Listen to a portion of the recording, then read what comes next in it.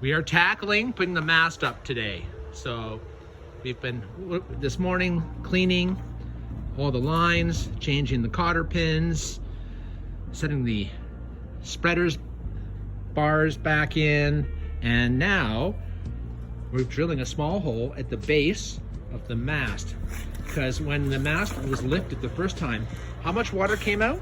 3 feet. 3 feet of water was trapped inside here. Shows a good seal, but we're going to do a small 1/4-inch hole near the base of the mast, just so we can drain some water out.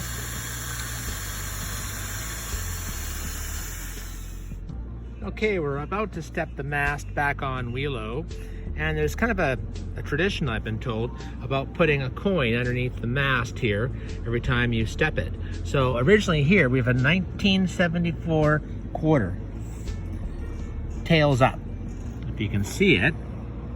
So in respect to the Queen, I'm putting a loonie, a Canadian loonie, on the bottom of Welo, heads up. There we are. Yay, the crane is here. Now let's bring out my mast. I'm gonna block the road here, and walk it out with this dolly.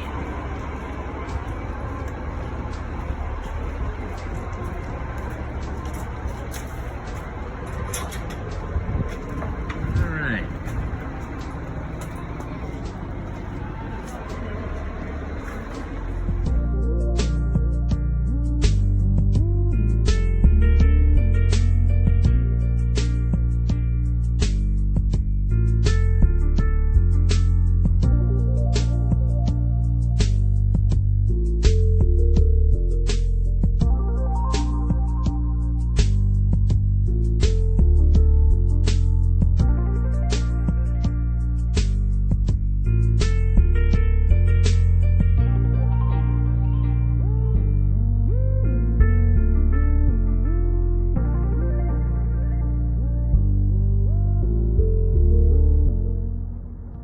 Di, good news. A few people have come to help me. The anchor light's on. The steaming light is very dimly on. Foredeck light not on. So the connection problem is there, but we have power running up the cable, which is great. Oh, that's one solution. Okay, like we talked about last night, we discovered the anchor light does work. The foredeck light and the steaming light doesn't. Thank God. We tested it this morning with the multimeter, and it's just the bulbs.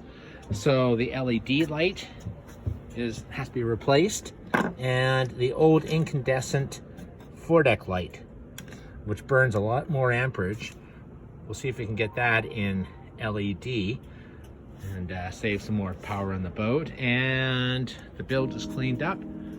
Now we're doing wiring for the new bilge pump.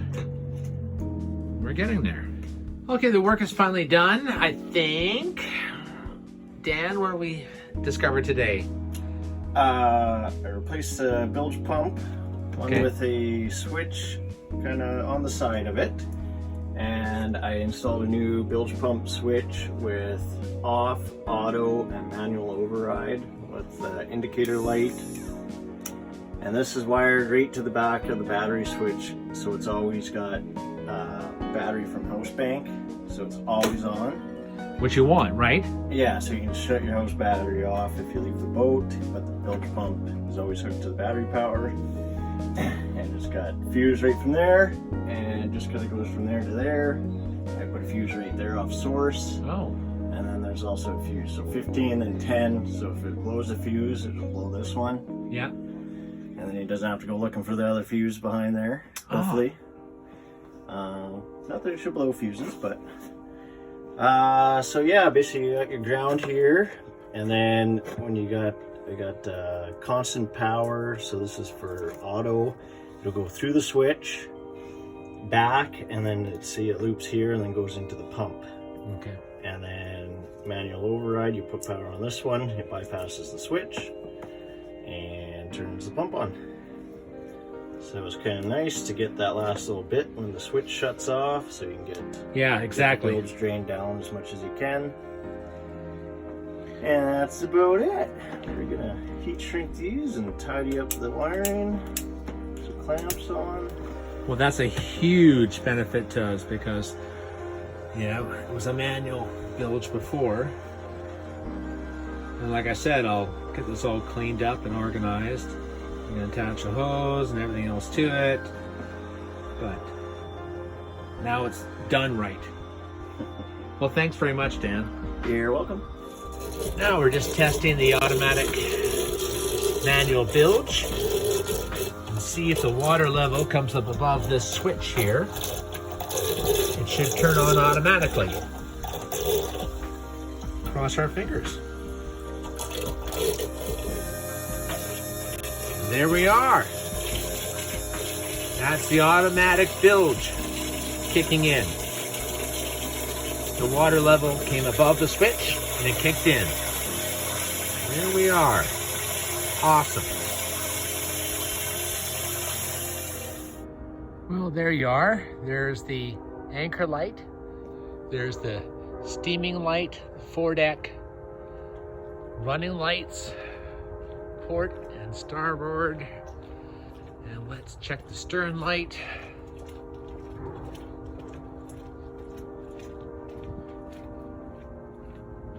Perfect.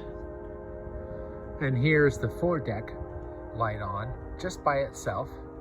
We'll see how powerful it is when I get it back up on deck. Okay.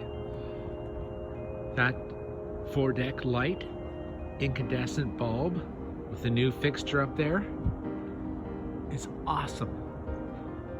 Great illumination.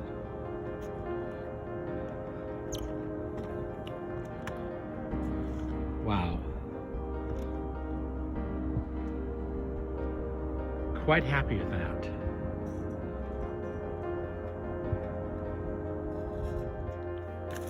And here's a fun thing. We've been working so crazy at FedEx here at work that I haven't even been up to see my family for a month. And my wife sent a care package down to me, attention to me, and we opened it up. And she had a little surprise for me. She made me a watercolored snowman with a nice greeting in the back. And she made me an advent calendar of treats for every day in December. Let's look at number 1. How does Frosty the Snowman get around? On an icicle. We're going to open up and have a look to see.